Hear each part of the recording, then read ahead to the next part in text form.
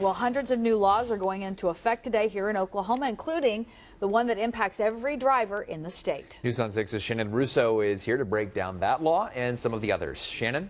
Well, David Leanne, starting today, every Oklahoma driver will have to move over at least one lane from any vehicle that's parked on the side of the road with flashing lights. If you can't move over, you have to at least slow down, and that applies to both emergency and non-emergency vehicles.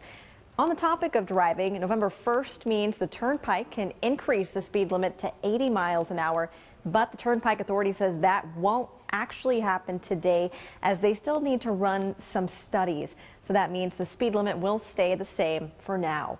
Another law going into effect today would expand paternity rights for fathers. House Bill 2270 means men will not have to pay child support if a paternity test shows they aren't the child's biological father.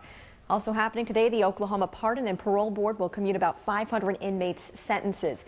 These are people convicted of nonviolent crimes that today would be misdemeanors. Donations will allow those inmates to get state IDs or driver's licenses when they're released at no cost to them or to taxpayers.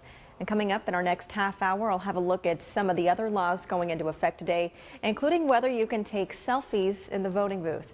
Shannon Russo, Oklahoma's own News on 6.